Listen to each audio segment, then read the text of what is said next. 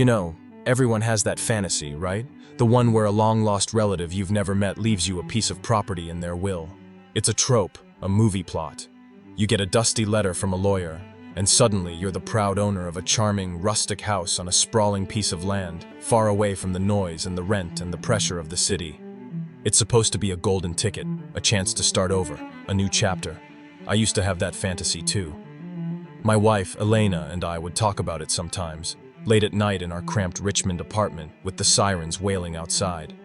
We'd dream of open space, clean air, a place where she could compose her music without the neighbors complaining and where I could finally feel like I wasn't just another data analyst crammed into a cubicle.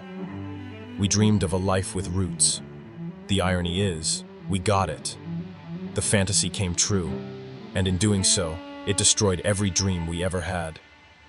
My name is Marcus, and this isn't a story I tell for entertainment.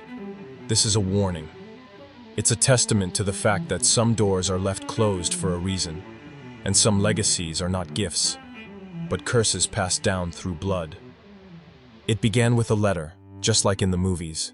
It was thick, cream-colored cardstock, addressed to me from a law firm in a town I'd never heard of, Hollow Creek, Virginia. Inside, the language was cold and formal. It informed me of the passing of my great-uncle, Silas Blackwood, and that I, as his closest living relative, was the sole inheritor of his estate. The estate consisted of a farmhouse, a barn, and 37 acres of land nestled deep in the Blue Ridge Mountains. I had to read the letter 3 times, Silas Blackwood. I vaguely remembered my mother mentioning him once or twice when I was a kid. He was her uncle, a recluse, a man who had cut himself off from the family decades ago. I had a faded mental image of a stern-looking man with a thick beard from an old family photo, but that was it.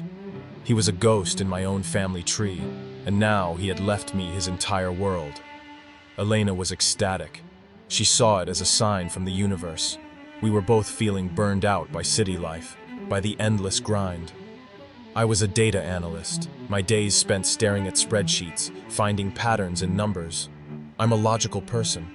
Everything, to me, has a cause and an effect, a reason, a data point that can be tracked and explained. Elena. She's the opposite. She's a cellist, an artist. She feels the world in ways I can't. She finds patterns not in numbers, but in emotions, in the spaces between notes. She saw this inheritance as a beautiful, lyrical melody entering our lives. I saw it as a logistical and financial problem to be solved. We'd drive out, assess the property, probably sell it, and use the money for a down payment on a sensible house in the suburbs. That was my plan, a logical, practical plan. The drive out to Hollow Creek 2 weeks later was an education in itself. We left the sprawl of Richmond behind, and the further west we drove on I-64, the more the world changed. The highways narrowed, giving way to state routes, which then bled into winding country roads. The Blue Ridge Mountains rose up around us, ancient and imposing. They're called the Blue Ridge for a reason. From a distance, they're shrouded in a hazy, bluish mist, a result of the trees releasing isoprene into the atmosphere. It's beautiful, but as we drove deeper into them, the beauty started to feel heavy.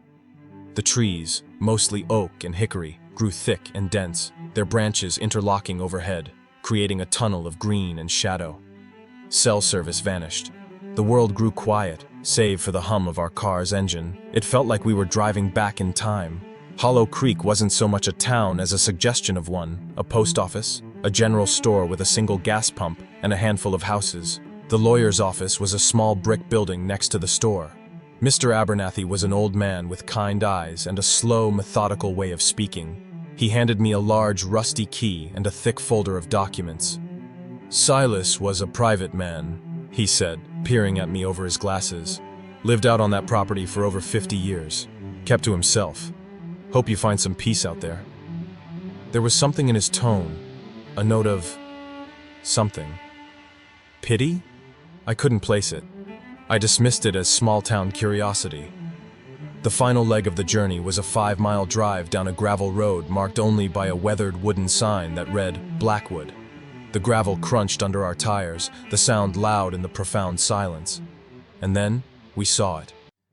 The house sat on a gentle rise, overlooking a wide, overgrown meadow. It was a classic two-story farmhouse, what they call a vernacular I-house, simple and sturdy. It had a wide front porch and tall, narrow windows that looked like vacant eyes. The white paint was peeling, and the woods pressed in close on three sides, but it had a sort of rugged, forgotten dignity. Behind it, a large, weathered gray barn stood listing slightly to one side.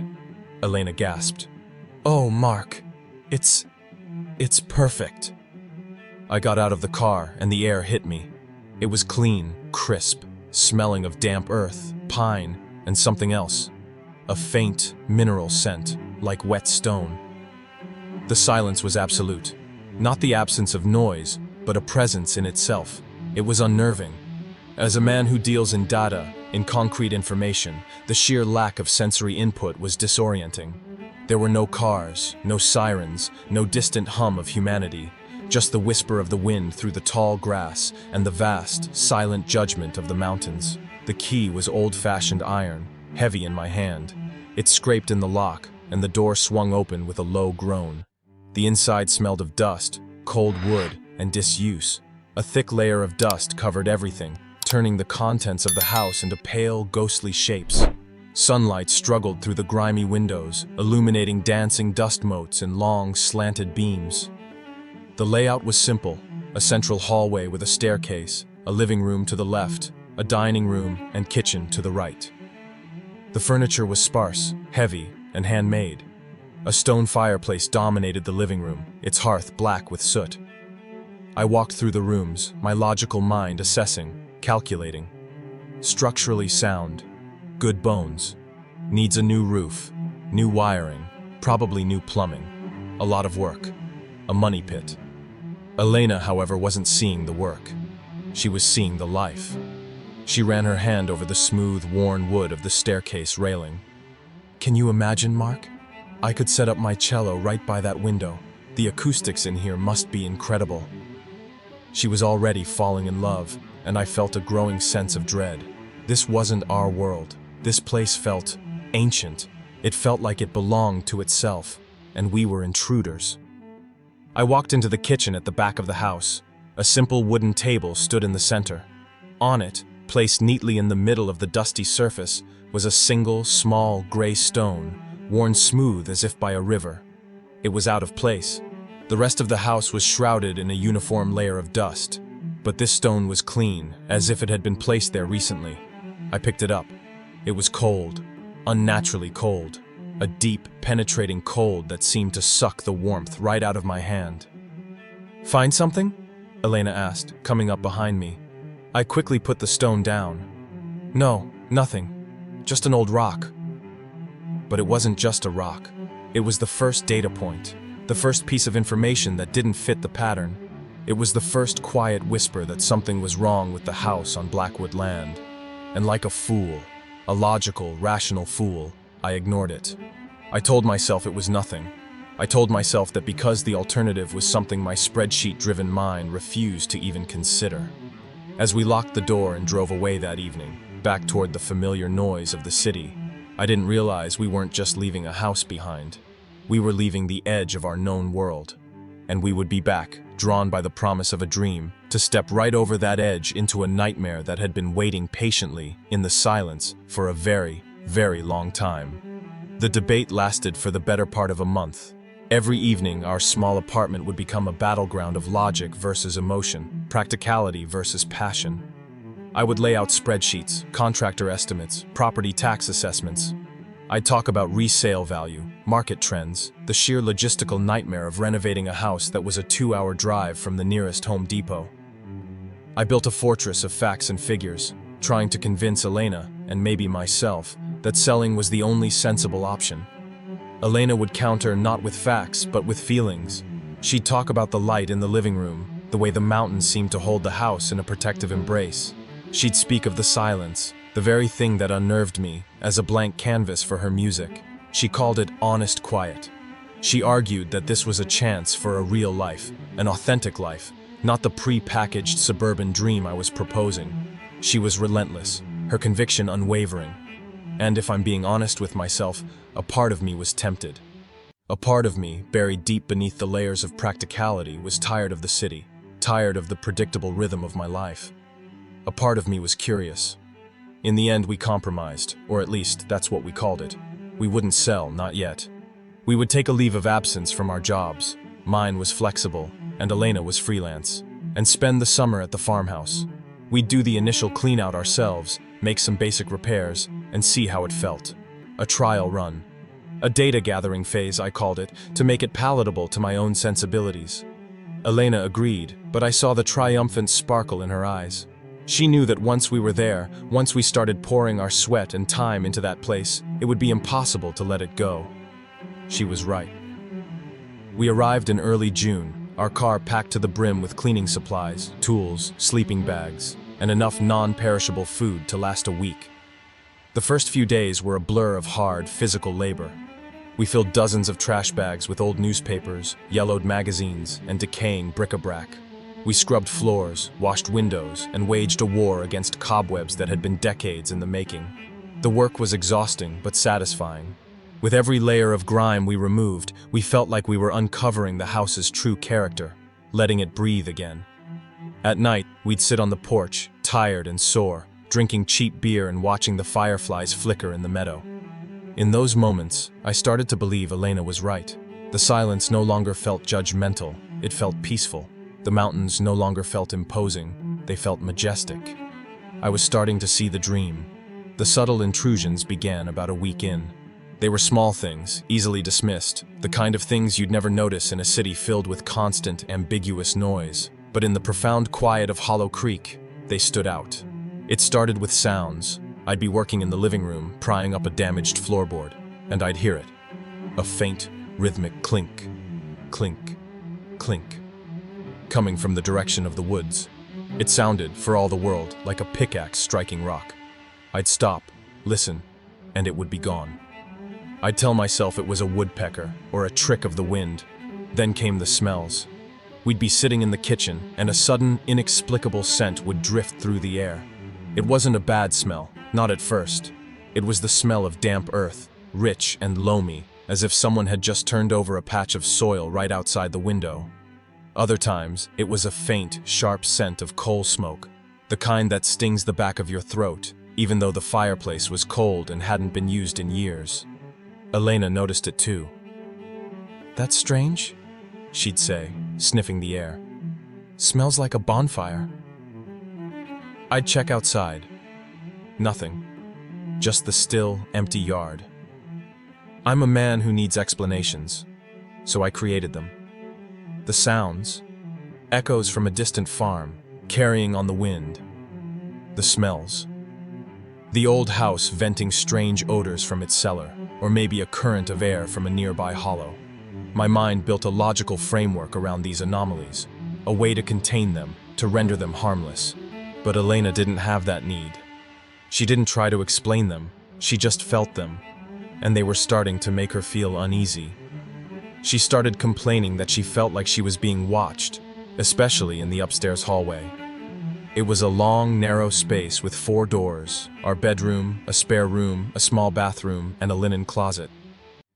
"It's like I can feel eyes on the back of my neck," she told me one night. "I walk down the hall and I hurry." I tried to reassure her. "It's just an old, creaky house, Elle. It's got a weird vibe, that's all.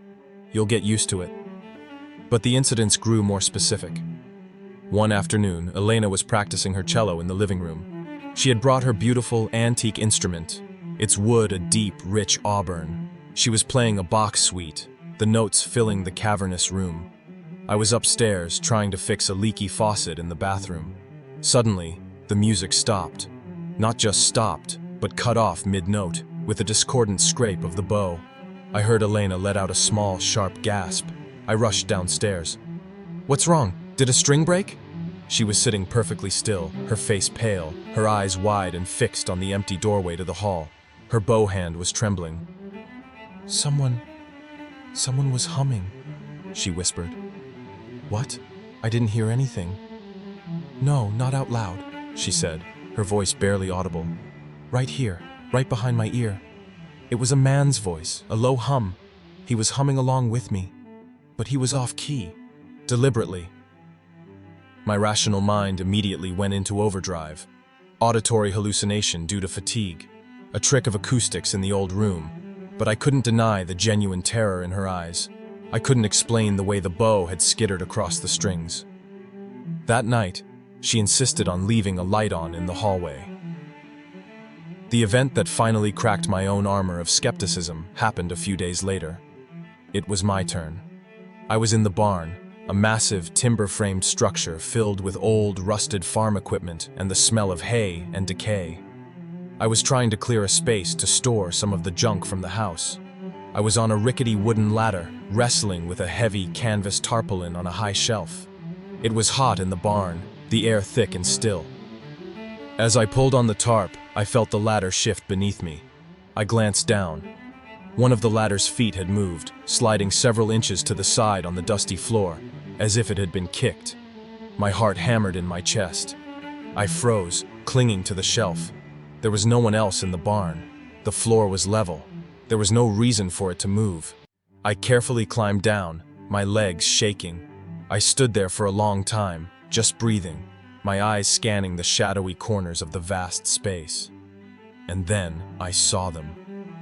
In the thick dust on the floor, leading from the barn's huge closed doors to the spot right next to my ladder, was a single set of tracks. They weren't my footprints. Mine were made by modern work boots with a complex tread pattern. These were different. They were the clear, distinct impressions of heavy, hobnailed boots, the kind a farmer or a miner would have worn a century ago. And there was only one set of tracks, leading in, none leading out. I backed away slowly, my eyes locked on those impossible footprints. I didn't run. I walked deliberately out of the barn and into the bright, indifferent sunlight. I didn't tell Elena what I saw. How could I? How could I explain that I had seen the footprints of a ghost? To admit it out loud would be to admit that my entire worldview, the logical foundation upon which I had built my life, was a lie. I went back to the house, locked the barn door, and told Elena I was done for the day. That night, as I lay in bed, staring into the oppressive darkness, I couldn't stop thinking about those footprints. It was a single, irrefutable data point that fit no existing model. It was the moment I knew, with a cold, sinking certainty, that we were not alone in that house. And whatever was with us was no longer content to just watch. It was starting to interact. It was testing us. There's a switch that flips in your brain.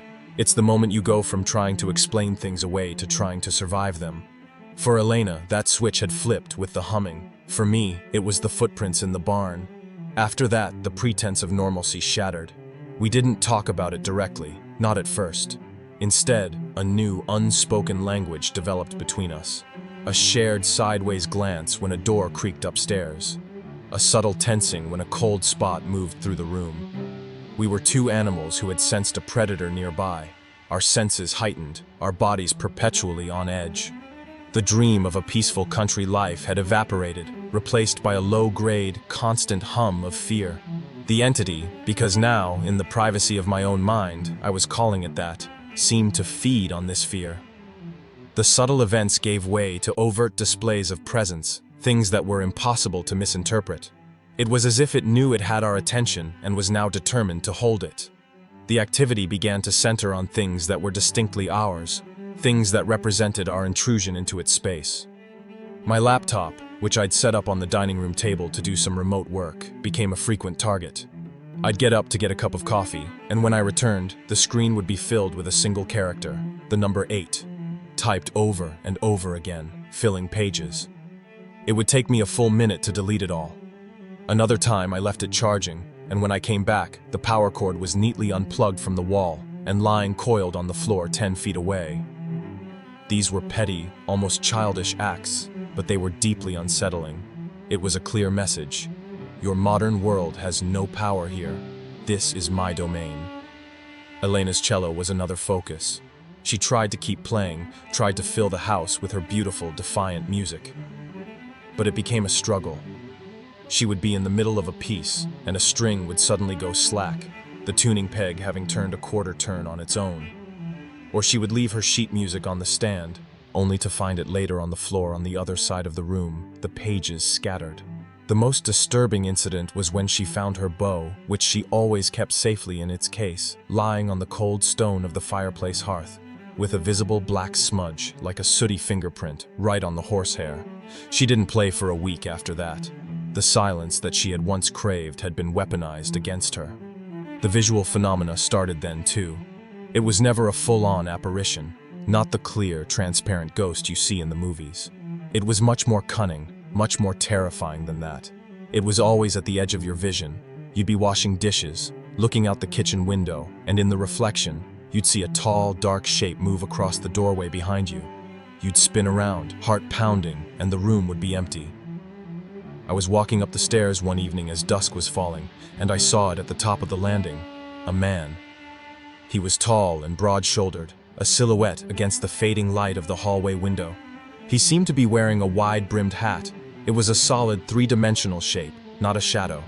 It was just standing there, watching me. My blood ran cold. Every instinct screamed at me to run, but I was frozen on the stairs. I couldn't move, couldn't breathe. I stared at the shape, and it stared back. I don't know how long I stood there. It could have been 5 seconds or a full minute. Then it simply dissolved. It didn't walk away. It didn't fade. It just broke apart, like smoke, and vanished into the gloom of the hallway. I practically fell backwards down the stairs and scrambled outside, gasping for air. Elena found me on the porch, shaking. I finally told her everything. The footprints in the barn, the tricks with my laptop, and now, the figure on the stairs. I expected her to be terrified, and she was, but there was also a profound sense of relief in her eyes. The relief of no longer being alone in her fear, the relief of being believed. "It's a man," she said, her voice steady despite the tremor in her hands. "I've seen him too, in the windows, just a shape. I thought I was imagining it." That conversation changed everything. We were no longer two individuals having separate, frightening experiences. We were a team, united against a common, unseen enemy. That night, we made a decision. We weren't going to run. Not yet. This was supposed to be our home. We had poured our money, our time, and our hopes into this place. We weren't going to be scared away by what? Shadows and strange noises. We resolved to fight back, to reclaim our space. We decided to go on the offensive, to learn everything we could about the house, about my great-uncle Silas, about the history of this isolated piece of land. We needed more data. We believed that knowledge was power, and that if we could understand what we were dealing with, we could find a way to defeat it. Our first step was a thorough, top-to-bottom search of the house. We weren't just cleaning anymore. We were investigating. We looked for hidden compartments, loose floorboards, anything that felt out of place. We started in the attic, a hot, stuffy space filled with old trunks and forgotten furniture cloaked in white sheets, like a graveyard of memories. There was nothing there but dust and heat. The cellar was next. It was a dark, musty space with stone walls and a dirt floor, smelling perpetually of damp earth. We found old canning jars and broken tools, but nothing that gave us any clues. We worked our way through the house, room by room. It felt intrusive, like we were violating a profound privacy, but we were driven by a desperate need for answers. The search was fruitless until we got to the small, cramped room that Silas had apparently used as an office. It contained a single, heavy oak desk, a chair, and a bookshelf filled with almanacs and books on agriculture. The desk was locked. I had to pry the main drawer open with a crowbar. Inside, we found what we were looking for, or rather, what we thought we were looking for. It wasn't a diary or a bundle of old letters. It was something far more practical, far more chilling. It was a thick, leather-bound book with the word ledger embossed in faded gold on the cover. My heart quickened. This was it, a record, data. I opened it, my hands trembling slightly. The first few pages were exactly what you'd expect. Records of expenses, dates of repairs, notes on crop yields from decades ago, all written in a neat, controlled script. It was the meticulous record-keeping of a pragmatic farmer. We sat on the floor, passing the book back and forth, poring over the pages. It was boring, mundane, and for a moment, I felt a pang of disappointment. Then, about halfway through the book, the handwriting changed. The neat script became an agitated, spidery scrawl. The entries were no longer about finances. They were observations. Chilling, terrifying observations. One entry, dated almost 30 years prior, read, "Heard the digging again last night. East of the barn. Always the same spot. The sound carries in the dark. It wants me to know it's there." Another, a year later. "The tools won't stay put. Found the good hammer in the middle of the meadow. It's him. He's playing his games. He's testing the locks." As we read on, a horrifying story began to unfold. This ledger wasn't just a record of the farm. It was the secret chronicle of my great-uncle's one-man war against the entity that haunted his home. And it was a war he was losing. This is it. The ledger. It looks harmless enough, doesn't it? Just an old account book. But the story inside these pages, it recontextualized everything. It took our scattered, terrifying experiences and wove them into a narrative that was far older and more malevolent than we could have ever imagined. We weren't the first to experience this. We were just the latest chapter in a very, very long book. My great-uncle Silas hadn't been a simple recluse who had cut himself off from the world. He had been a warden, a prisoner. We sat there on the floor of that dusty office for hours, the single bare bulb overhead casting long, dancing shadows. And we read. We read as the sun went down and the house grew dark and silent around us. A silence that now felt heavy with intent. The early neat entries about crop prices and fence repairs gave way to a desperate, ongoing commentary on the presence in his home. Silas never gave it a proper name. He only ever referred to it as him, or the overseer. The entries painted a portrait of a slow, psychological siege. October 1985, one entry read, its letters pressed so hard into the page they were almost torn through. "He was on the stairs again tonight. Didn't see him, but I felt the cold, felt his hate. He doesn't like the new pump I put in, hates anything new, anything that is mine."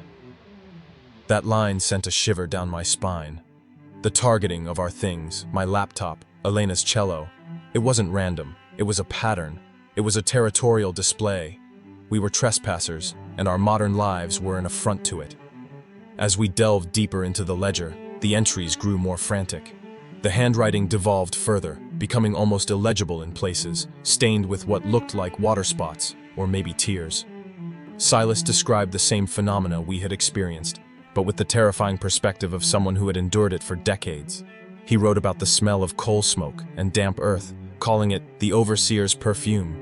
He described the sound of a pickaxe striking rock, which he believed was the sound of the entity endlessly reenacting its own death, or perhaps the deaths of others. June 1992, the humming has started again. He gets inside your head, finds a tune you love and twists it, makes it ugly. He did it with Mother's favorite hymn. I haven't been able to listen to the radio in years. The silence is safer. Elena let out a soft cry when I read that one aloud. She looked over at her cello case, propped against the wall in the corner of the room, and I saw a new kind of fear in her eyes. The fear of having something you love stolen and corrupted from the inside out. The ledger also revealed the entity's physical nature. Silas wrote about its appearance in fleeting, terrified descriptions. "A shadow that breathes," he called it. "Taller than any man ought to be. Wears a wide hat like the old mine bosses used to. Blocks out the light. When he's close, the air gets thin and cold." It was the same figure I had seen on the stairs. The same one Elena had seen reflected in the windows. This wasn't a family ghost, not the spirit of some long-dead Blackwood relative. This was something else, something tied to the land, to its history. This realization prompted me to take a break from the ledger and turn to the folder of documents the lawyer had given us. Buried beneath the deed and the tax records was a historical survey of the property, commissioned by the county decades ago. It included old maps. Our farmhouse had been built in the 1890s, but the land itself had a much darker history. According to the survey, a large portion of our 37 acres had once been part of a notoriously brutal, short-lived coal mining operation in the 1870s, known as the Hollow Creek Claim. The survey described the operation as a failure. The coal seam was poor, the conditions were deadly, and the whole enterprise was shut down after only a few years following a catastrophic tunnel collapse that killed more than a dozen men. The mine was run by a man named Jedediah Slade, a figure described in the local historical notes as a man of cruel temperament and insatiable greed. Slade was known for working his men to death, and he himself had reportedly vanished without a trace shortly after the mine collapsed. Local legend claimed he had been murdered by the vengeful families of the men who died, his body thrown down one of the sealed-off mine shafts. They called him the Overseer. My blood turned to ice. It all clicked into place. The smell of coal, the sound of digging, the figure of a tall man in a wide-brimmed hat. We weren't being haunted by a ghost.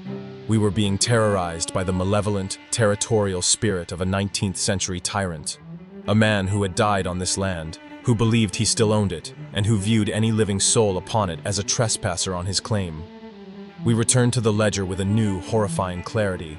Silas must have discovered the same thing.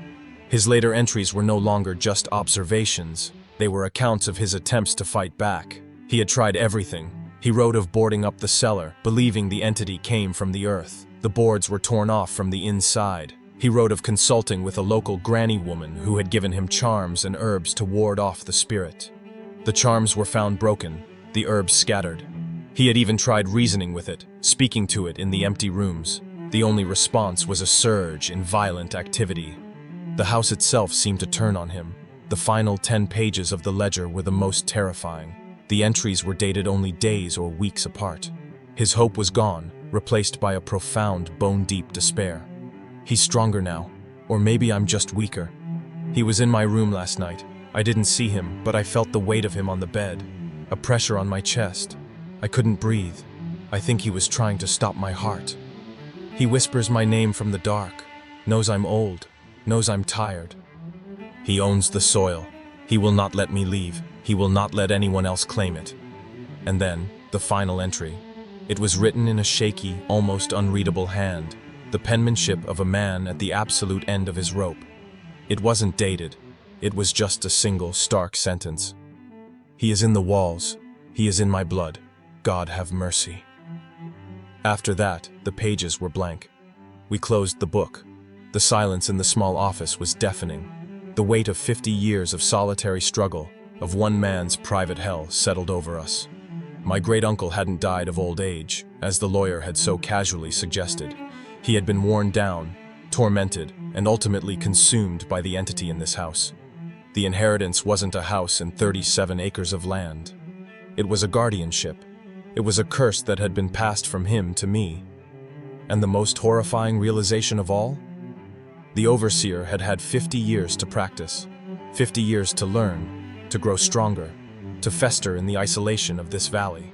Silas had been dealing with an established, powerful entity. We were just the new tenants, and based on the escalating activity we had already experienced, it was clear that the overseer was not going to wait 50 years for us. Its patience had run out. After reading the ledger, something inside me broke.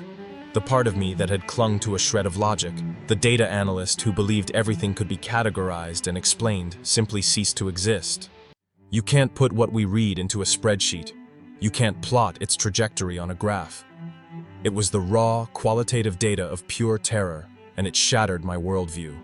My skepticism wasn't just cracked, it was pulverized. And in its place grew a new, cold, and unfamiliar certainty. We were in mortal danger. The entity, Slade, the overseer, whatever it was, seemed to sense this change in me. It was as if my disbelief had been a kind of shield, an annoyance to it. Now that my fear was laid bare, I was open season. It had broken Elena's spirit with the humming and the defilement of her music. Now, it turned its full, malevolent attention to me. It wanted to break the rational man. It wanted to dismantle the very core of who I was. And it began by targeting the one thing I had brought to this house that was truly mine, my intention to fix it, to master it, to impose my own order upon its chaos. My tools became its playthings. I had a set of architectural plans I'd been drafting for the renovation, my own logical vision for the house's future. I kept them rolled up in a cardboard tube on the dining room table. One morning, I came downstairs to find the plans unfurled and laid out on the floor. They had been shredded, torn into hundreds of tiny confetti-like pieces, as if by a wild animal.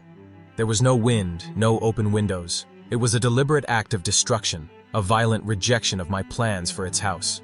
I would spend hours organizing my tools in the barn. Saws hung on pegs, hammers in their slots, wrenches laid out by size.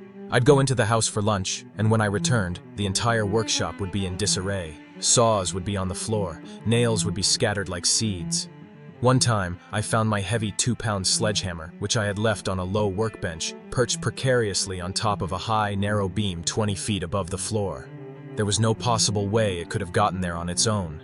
It was a threat, a clear, unambiguous message about what it was capable of. These incidents were infuriating, unnerving, but they were still indirect. The first direct, physical confrontation aimed at me happened on a Tuesday. I remember the day with sickening clarity. I had decided to tackle the basement. It was the one place in the house I truly hated. A cramped, dark space with stone walls that were perpetually damp and a floor of packed earth. The air was thick with the smell of mildew and that strange mineral scent of the land itself. According to Silas's ledger, this was where he believed the entity's influence was strongest, rising from the soil. My logical mind told me the problem was drainage. I was going to dig a French drain around the perimeter, a simple, practical solution. I was in the far corner of the basement, measuring the foundation wall. The only light came from a single bare bulb hanging from a cord in the center of the room, casting long, grotesque shadows. I had my back to the stairs. I was crouched down, my tape measure stretched out, when I heard it. A soft, scraping sound from the top of the wooden stairs. I straightened up, my heart beginning to pound a familiar, frantic rhythm. "Elena?" I called out. Silence. Then, a loud, definitive slam. The heavy wooden door at the top of the stairs was thrown shut. Before I could even react, I heard the metallic thunk of the heavy iron latch falling into place. I was plunged into absolute suffocating darkness, the kind of blackness that exists only deep underground, a total absence of light that feels like a physical pressure against your eyes. Panic, cold and electric shot through me. I scrambled towards where I thought the stairs were, my hands outstretched, tripping over junk on the floor. "Elena!" I screamed, my voice sounding small and dead in the thick air. "This isn't funny! Open the door!" I knew it wasn't her. I knew it even as I said it. I reached the bottom of the stairs and fumbled my way up, my hands hitting the rough, splintery wood of the door. I pushed. It was solid, immovable. The latch was thrown. I was locked in. I pounded on the door with my fists, shouting until my throat was raw. Nothing. Just the sound of my own frantic heartbeat echoing in the small, dark space. I slumped down on the steps, trying to control my breathing, trying to fight the primal terror that threatened to consume me. And that's when I heard the laugh. It wasn't a loud laugh. It was low, guttural, and full of gravelly malice. It came from the other side of the door, just inches from my head. It was a sound of pure, triumphant cruelty. The sound of a predator enjoying the fear of its cornered prey. It was the laugh of Jedediah Slade. I don't know how I got out. The next thing I remember is Elena's face, pale and terrified, as she pulled the door open. The latch, she said, had been firmly in place. She had been outside and heard my screaming. She had to use a hammer to knock the latch bar loose from its housing. She told me I was gone for maybe 10 minutes. To me, trapped in that suffocating blackness with that laugh echoing in my ears, it had felt like an eternity. I didn't speak for an hour. I just sat on the kitchen floor, shaking uncontrollably. The architect, the data analyst, the man with a plan, he was gone. That person had been locked in the basement and had never come back out. In his place was a man who knew what it felt like to be hunted, a man who understood, on a visceral, cellular level, that we were not dealing with a simple haunting. We were dealing with an intelligence, a patient, sadistic intelligence that was systematically taking us apart, piece by piece. The final straw, the event that fully broke me, came that night. I was in the bathroom, staring at my own reflection in the cracked, antique mirror above the sink. My face was haggard, my eyes were wild. I looked like a stranger. I splashed cold water on my face, trying to ground myself, trying to feel real. When I looked up again, he was there. Not in the room, in the mirror. Standing directly behind my reflection was the tall, broad-shouldered figure in the wide-brimmed hat. The mirror was old and spotted, and the image was distorted, but it was unmistakably him. I could see the rough texture of his coat, the dark space where his face should have been. And for the first time, I saw his hands. They were resting on my reflected shoulders. Large, grimy hands with thick, dirty fingers. I could feel it. I swear to God, I could feel the weight of those spectral hands on my own shoulders. A heavy, possessive pressure. I let out a sound that was more animal than human and spun around, my back slamming against the sink. The room was empty. I stared at the vacant space, my chest heaving, my mind screaming. Then I turned back to the mirror. My reflection stared back, alone, his face a mask of pure, abject terror. The rational man was dead and buried. In his place was just a terrified animal, trapped in a cage with a monster it couldn't see, but could most definitely feel. And I knew, with a certainty that chilled me to the bone, that the games were over.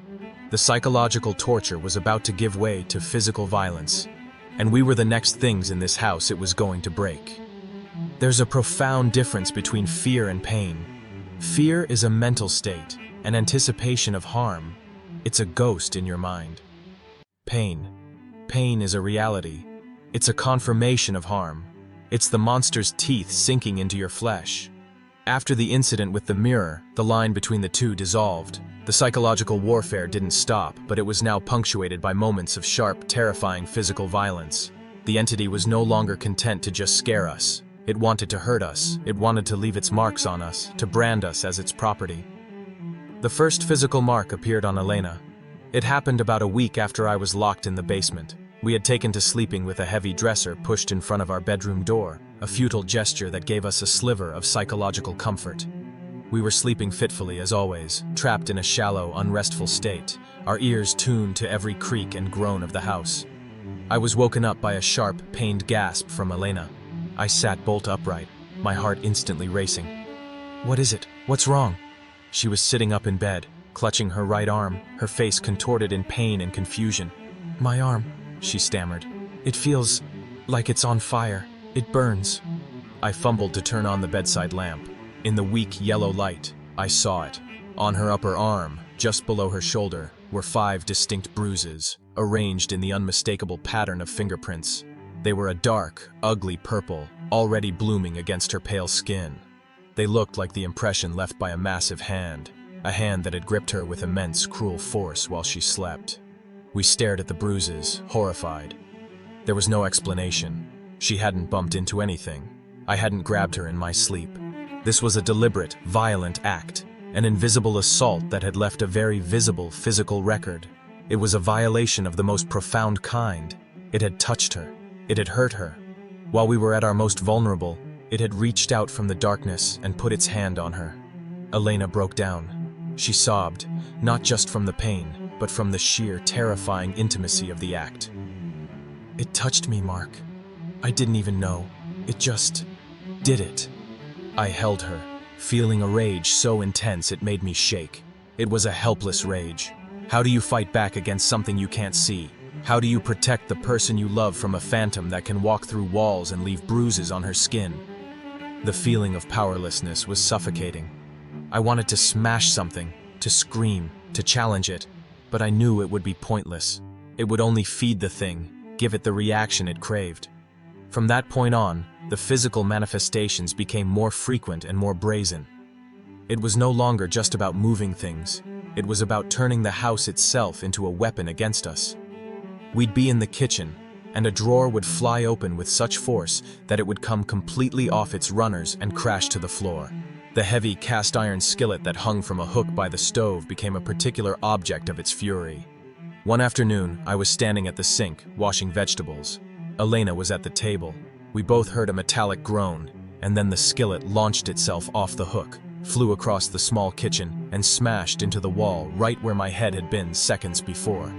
It hit with enough force to leave a deep, circular dent in the plaster, then clattered to the floor. We just stood there, frozen, staring at the dent. If I hadn't moved to rinse a carrot, it would have killed me. The verbal assault started then, too. Before, it had been humming, whispers, indistinct sounds. Now, it found its voice. And it was a voice born of the grave. It was deep, gravelly, and full of a cold, ancient rage. It never spoke in long sentences. It used single, powerful words. We'd be huddled in the living room, trying to read, and a voice would boom from the corner of the room, a voice that seemed to come from the very air itself. Mine. The word would hit you like a physical blow, vibrating through the floorboards, through the soles of your feet. Another time, as we were climbing the stairs to our barricaded bedroom, a low growl would emanate from the dark landing above us. Get out! Each syllable was drawn out, a guttural threat that promised violence. We were living in a constant state of siege. The house was no longer a home, it was enemy territory. Every shadow was a threat, every sound a potential attack. We lost weight. Dark circles formed under our eyes. We were pale, haunted versions of our former selves. The smallest things would make us jump. We bickered constantly, our nerves frayed to the breaking point, a result of the relentless stress and lack of sleep. The entity was succeeding. It wasn't just breaking us individually, it was breaking us apart as a couple. The climax of the physical assault, the event that finally convinced us that we would die if we stayed in that house, happened on a stormy night in late July. A thunderstorm was rolling through the mountains, the kind that feels apocalyptic. The wind howled, rattling the window frames, and rain lashed against the house in sheets. Thunder cracked overhead, shaking the very foundation. In a way, the storm was a comfort. Its fury drowned out the more subtle, terrifying sounds of the house. For a few hours, the monster outside was louder than the monster inside. We were in the living room, a fire crackling in the hearth, providing the only light. We had given up on electricity. The power had flickered and died hours ago. We were sitting on the floor, backs against the sofa, trying to feel safe in the small circle of firelight. Suddenly, above the roar of the storm, we heard a different sound. A tremendous splintering crash from upstairs. It sounded like a tree had fallen on the house. I grabbed a heavy iron poker from the fireplace, my only weapon, and Elena clutched a flashlight. My heart was a frantic drum against my ribs. "Stay here," I whispered, my voice trembling. "No," she said, her jaw set. "I'm coming with you." Slowly we made our way up the stairs, the flashlight beam cutting a nervous path through the oppressive darkness. The upstairs hallway was cold, the air frigid despite the summer heat. The door to the spare bedroom, which we never used, was wide open. The crashing sound had come from in there. I took a deep breath and pushed the door open further, holding the poker out in front of me like a sword. Elena aimed the flashlight beam inside. The room was a disaster. The heavy antique wardrobe that had stood against the far wall had been thrown across the room. It lay on its back, its mirrored door shattered into 1,000 pieces. But that wasn't what made us freeze in horror. The window on the far wall, the one that looked out into the stormy darkness, was broken. But it wasn't broken inward, as if from a falling branch. The glass had been blown outward, into the storm, and embedded in the wooden window frame, driven halfway through the thick, solid oak, was one of Elena's kitchen knives. It was her favorite paring knife, the one with the small rosewood handle. It was vibrating slightly, humming with a terrifying residual energy. We stood there, transfixed, the rain and wind blowing in through the shattered window. The entity had taken an object from our kitchen, carried it upstairs, and thrown it with enough supernatural force to send it through a solid wood frame. It was a display of impossible strength. It was a message. This could have been your head. This could have been your heart. We backed out of the room, slowly, never taking our eyes off the vibrating knife. We went back downstairs, and without saying a word, we knew. The fight was over. We couldn't win. We couldn't even survive. Our attempts to understand, to reclaim our home, had only provoked it to greater and greater violence. Staying here wasn't brave. It was suicidal. That night, we didn't go to our bedroom. We huddled together on the floor in front of the dying fire, with the storm raging outside and the terrifying silence within, waiting for the dawn. We knew we were leaving. The only question was whether it would let us. There's a specific kind of despair that settles in when you realize your life is in danger. But the nature of that danger is something the rest of the world refuses to acknowledge. Who do you call when the intruder isn't a person, but a presence? The police? They would have thought we were either on drugs or having a psychotic break. A priest? We weren't religious, and it would have felt fraudulent, like trying on a costume that didn't fit. We felt utterly, terrifyingly alone, trapped in a nightmare that was our own private, irrational reality. After the incident with the knife, the atmosphere in the house shifted. The overt, loud aggression subsided. It was replaced by something worse, a heavy, watchful silence, a predatory stillness. It was as if the entity had made its point, had displayed its ultimate power, and was now simply waiting for us to make a move, waiting for us to break. Every moment was fraught with tension. A simple walk to the kitchen for a glass of water felt like a patrol through enemy territory. We spoke in whispers. We moved slowly, deliberately, trying not to make any sudden movements that might provoke another outburst. We were living like mice in a cage with a sleeping cat. It was during this period of tense, cold silence, 2 days after the storm, that I finally broke. I was sitting at the kitchen table, staring at the dent in the wall where the skillet had hit. I looked at Elena, who was listlessly stirring a cup of cold coffee, her eyes vacant, the ugly bruises still visible on her arm. I saw the vibrant, passionate woman I had married being hollowed out, erased by this house. And I realized that running away wasn't enough. We could leave, yes, but what then? This thing had left marks on us, not just on our bodies, but on our minds. We couldn't just pack up and pretend this never happened. We would be looking over our shoulders for the rest of our lives, forever haunted by the memory of what we had endured. I felt a surge of something I hadn't felt in weeks. Not fear, but a cold, hard determination. I wasn't going to let this thing win. I wasn't going to let it destroy us completely.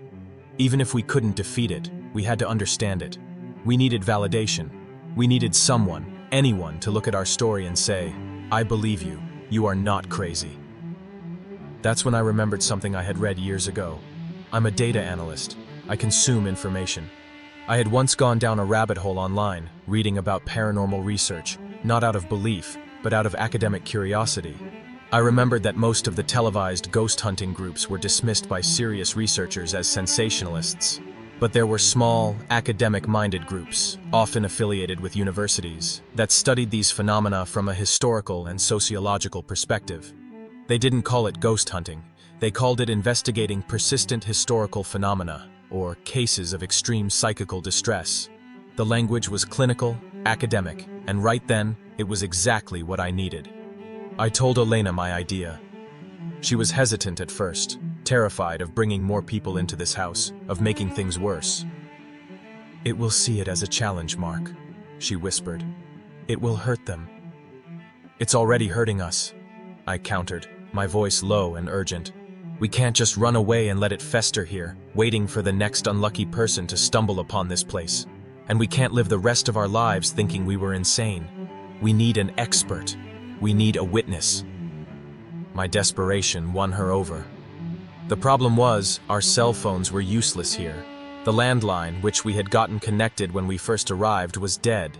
It had gone out during the storm and never came back on. The entity's work, no doubt. To make a call, we had to leave. We had to get in our car and drive 20 miles back towards civilization until we got a signal. The thought of leaving the house, even for a few hours, was terrifying. It felt like we were abandoning our post, leaving the house to the entity's unopposed rule, but we had no choice.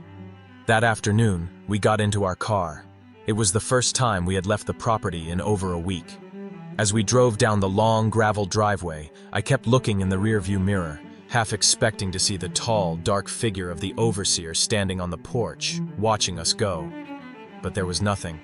Just the silent, peeling facade of the farmhouse, looking deceptively peaceful in the afternoon sun.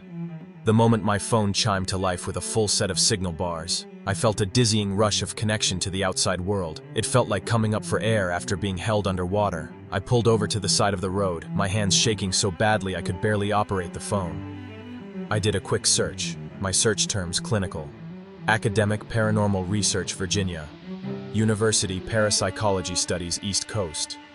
After scrolling past a dozen sensationalist websites, I found it. A small, unassuming webpage for a group called the Appalachian Folklore and Phenomenological Study Initiative. It was loosely affiliated with the History Department at the University of Virginia. It wasn't a ghost hunting team. It was a small group of academics, historians, folklorists, and sociologists, who occasionally investigated contemporary cases that seemed to have historical roots. Their mission statement wasn't about proving the existence of ghosts. It was about documenting and preserving stories and offering support to those experiencing distress. There was a name and a phone number for the group's director, a Dr. Alistair Finch. I stared at the number for a full minute, my thumb hovering over the screen. This was it, the point of no return. Making this call was admitting, to a complete stranger, that my logical, ordered world had collapsed. I took a deep breath and pressed the call button. It rang 3 times, each ring echoing the frantic beat of my own heart. Then, a voice answered. It was a calm, measured, older voice. "This is Dr. Finch." I opened my mouth to speak, but no sound came out. My throat was tight with a knot of fear and shame. "Hello?" Dr. Finch said, a note of impatience in his voice. "Yes, hello. My name is Marcus Thorne," I stammered, the words feeling clumsy and foreign in my mouth. I found your number online. I think my wife and I need help." I proceeded to tell him everything.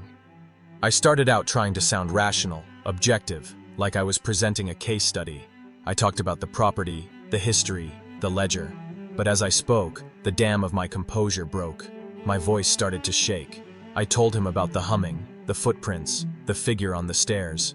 I told him about the bruises on Elena's arm, the skillet, the knife in the window frame. I poured out the whole, insane, terrifying story to this complete stranger over the phone, on the side of a lonely country road.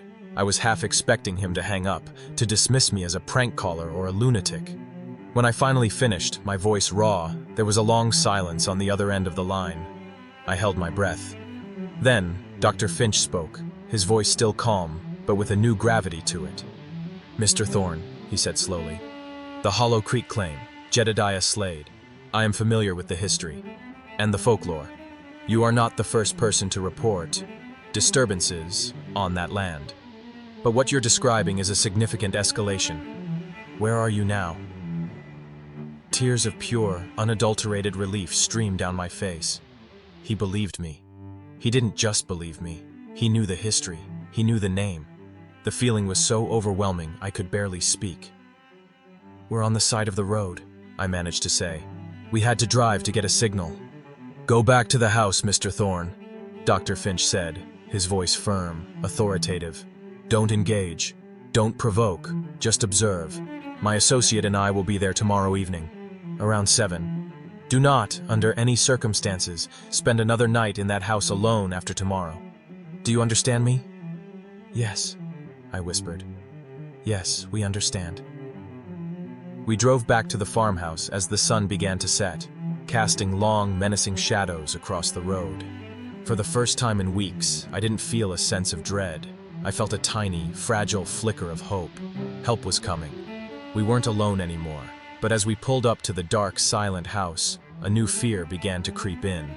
We had just invited strangers into the heart of our nightmare, and I had no idea if we were bringing in rescuers or just more victims. The 24 hours we spent waiting for Dr. Finch were the longest of our lives. The house seemed to know something had changed. The oppressive silence remained, but it felt different. It was heavier, charged with a palpable sense of anticipation. It felt like the deep, indrawn breath of a predator before it strikes. We didn't dare to do anything. We ate cold food out of cans, not wanting to use the stove. We stayed in one room, the living room, leaving only to use the bathroom. We kept our voices low, our movements minimal. We were trying to make ourselves as small and insignificant as possible, hoping to avoid provoking the immense, malevolent thing that coexisted with us in that space. At precisely 7 p.m. the next evening, a sensible dark blue sedan crunched up the gravel driveway. It felt like the arrival of the cavalry. I've never been so relieved to see another human being in my life. 2 people got out. The first was a man in his late 60s, with a neatly trimmed white beard, wire-rimmed glasses, and a tweed jacket that looked rumpled and comfortable. This was clearly Dr. Alistair Finch. He moved with a calm, academic air, his eyes constantly scanning, not with fear, but with a deep, scholarly curiosity. The second person was a much younger woman, probably in her late 20s, with a practical, no-nonsense demeanor.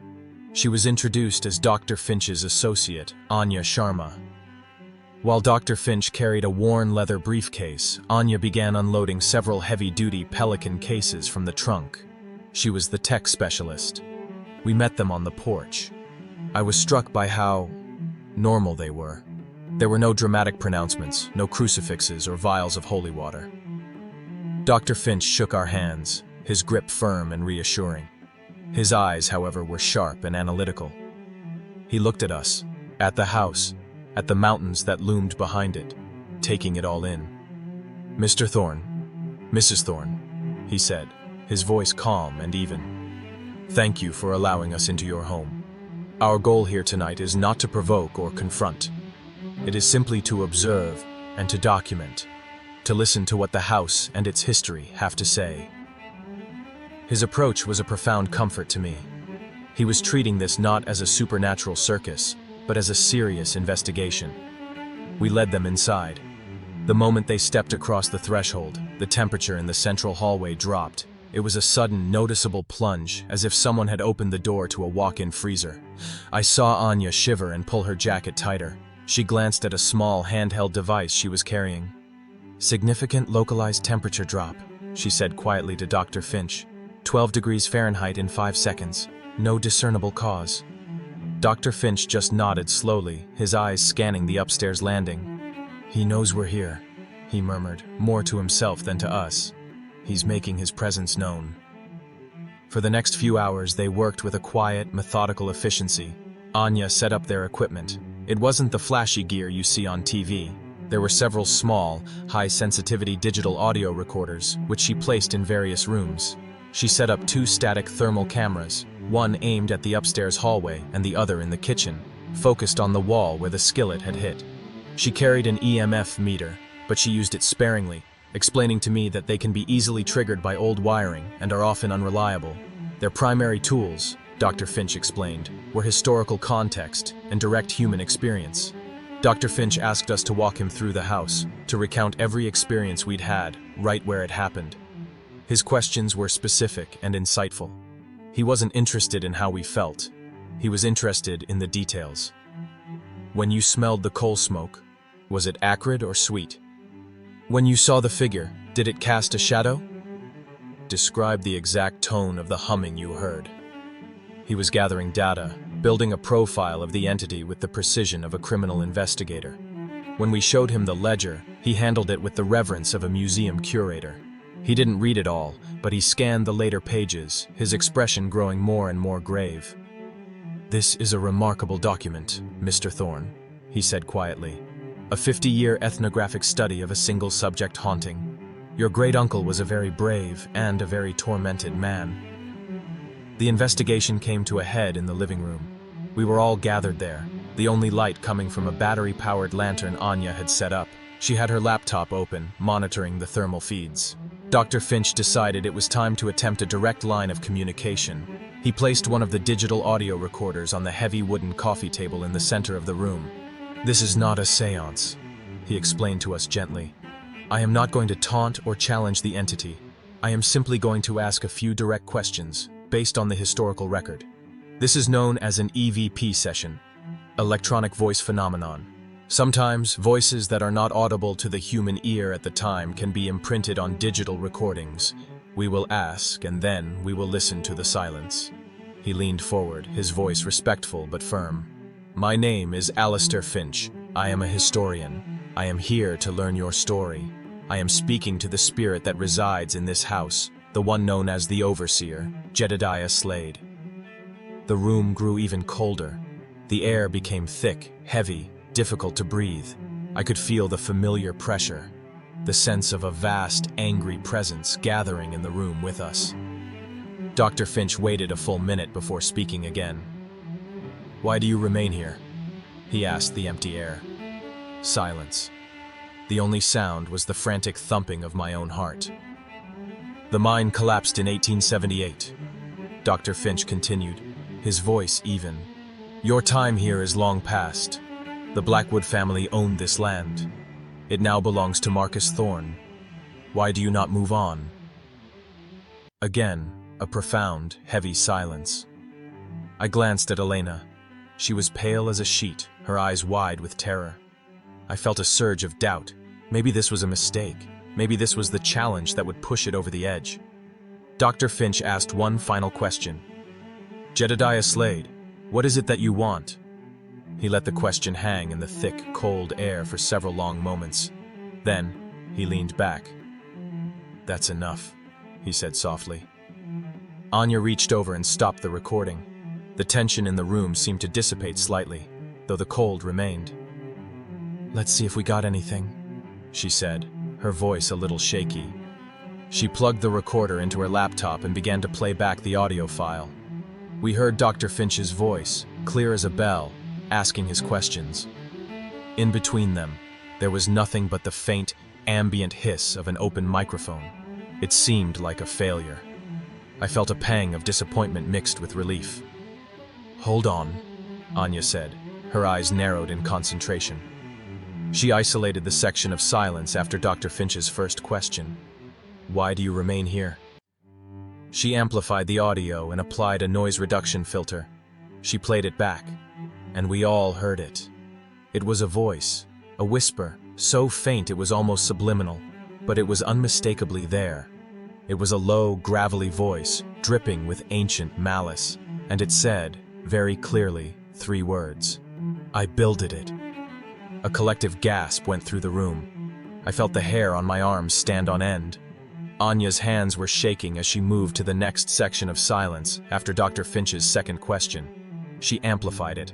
Again, a voice emerged from the static, a little louder this time, filled with a possessive rage that was terrifying to behold. "Never theirs." My God, it was responding. It was intelligent. It was listening. Anya moved to the final question. "What is it that you want?" She amplified the silence that followed. This time, the voice was not a whisper. It was a low, clear, guttural growl, a sound that seemed to claw its way out of the speaker and into the room with us. It was the sound of pure, undiluted hatred, and it said one word: "You." At that exact moment, every piece of their electronic equipment, the laptop, the thermal cameras, the lantern, died simultaneously. We were plunged into absolute, terrifying darkness. And from the top of the stairs, a loud, echoing crash reverberated through the house, as if a heavy piece of furniture had been thrown against a wall. The investigation was over. The lesson had begun. The moment the lights went out, the atmosphere in the room transformed. It was no longer an academic investigation, it was a hostile takeover. The darkness that fell wasn't just the absence of light. It was a physical presence. It was cold, suffocating, and filled with a triumphant, malevolent energy. The crash from upstairs was the opening salvo, a declaration of war. Anya let out a choked cry of alarm. Elena grabbed my arm, her nails digging into my skin. I could hear Dr. Finch's sharp intake of breath. For a few seconds, nobody moved, nobody spoke. We were frozen in a state of pure, primal shock.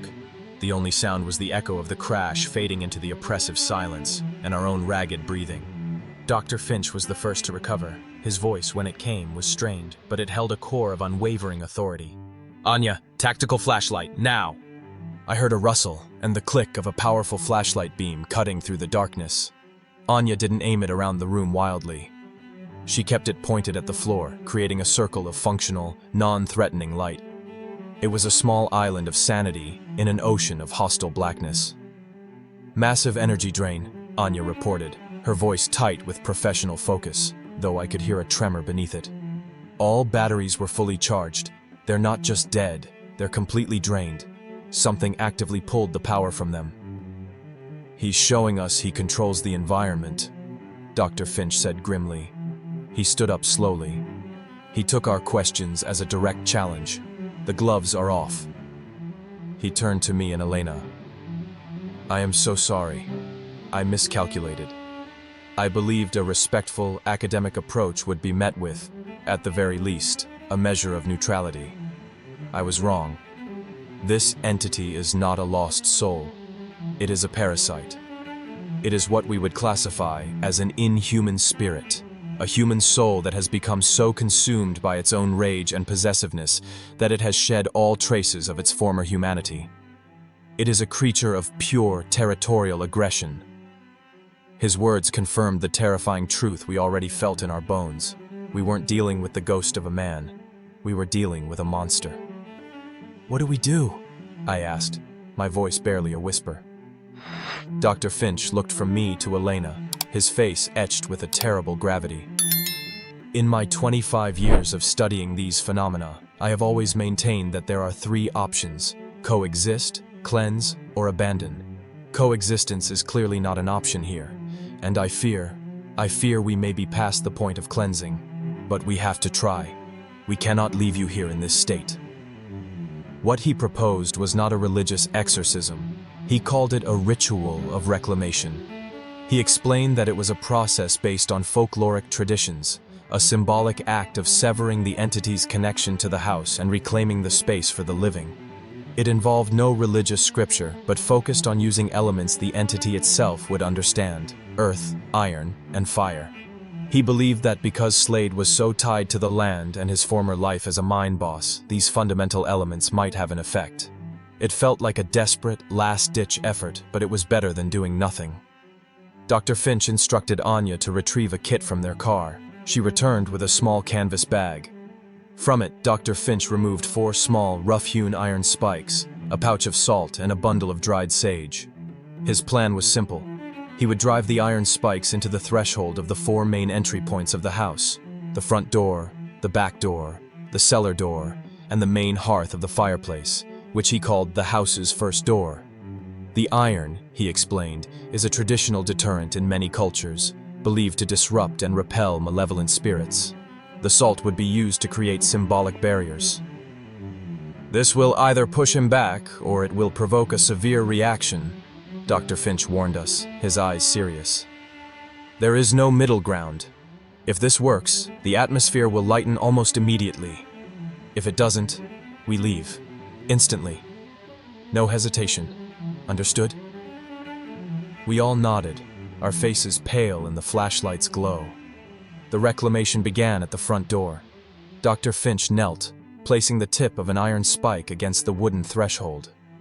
"This home no longer belongs to you, Jedediah Slade," he said, his voice ringing with authority. "You have no claim here. This is the home of Marcus and Elena Thorne. By the power of iron and the will of the living, you are bound from this threshold." He raised a small hammer and struck the spike. The moment the iron pierced the wood, the house erupted. It wasn't a sound. It was a physical concussion. A low, tremendous roar that seemed to emanate from the very foundations of the house, from the earth beneath us. It was a sound of pure, unrestrained fury.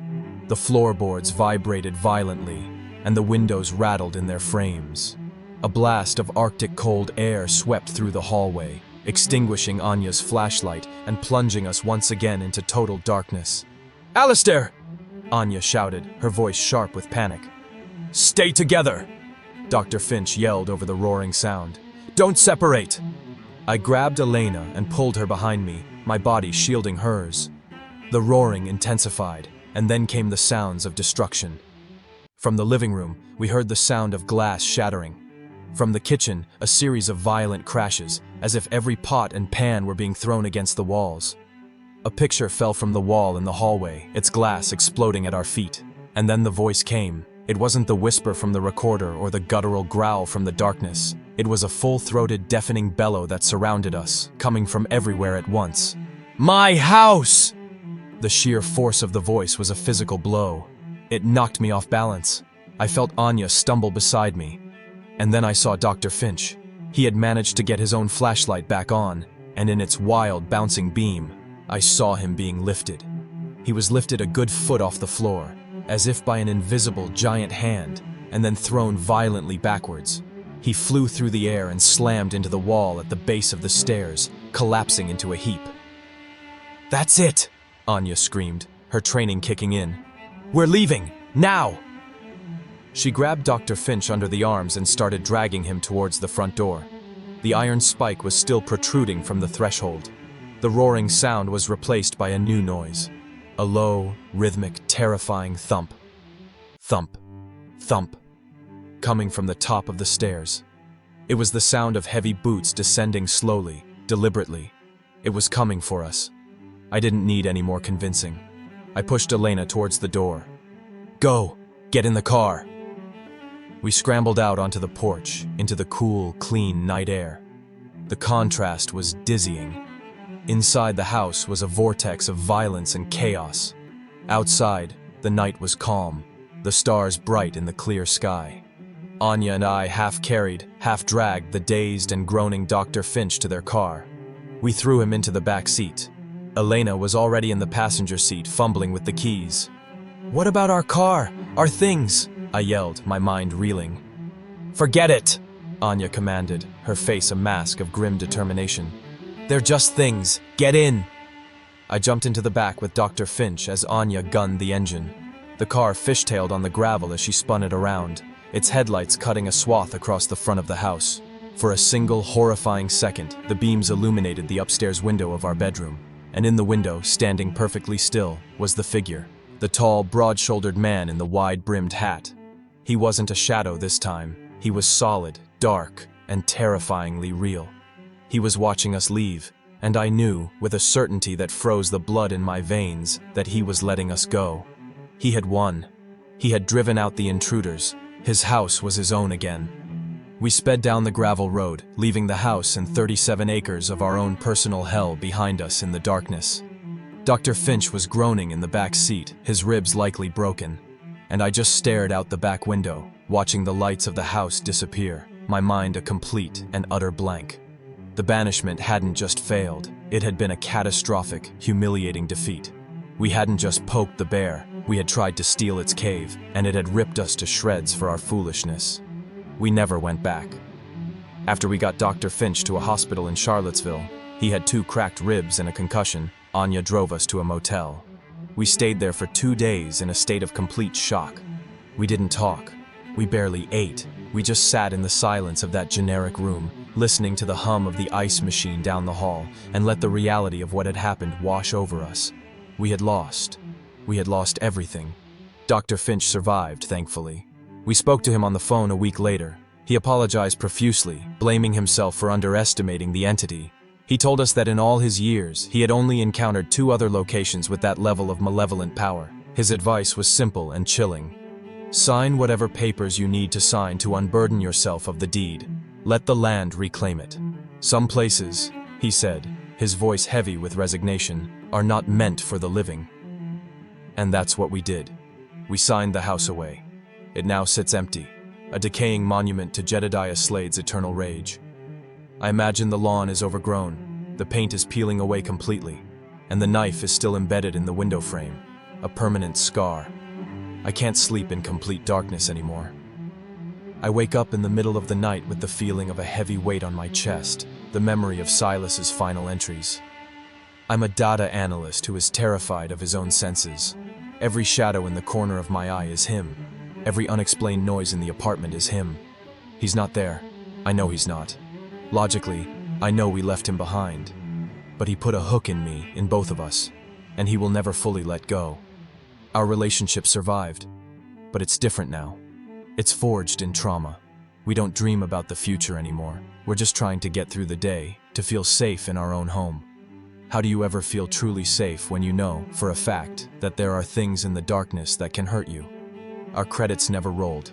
We had to get up and walk out of the theater in the middle of the movie, and we had to leave the monster behind, knowing it was real, knowing it was still there. It's not a thrill when you can't turn the lights on and make it go away. It's not entertainment when you have the bruises to prove it. When you've heard its voice, when you've felt its hate, it rewrites the code of your reality. You can never go back to the person you were before. We wanted to tell this story, our story, for one reason.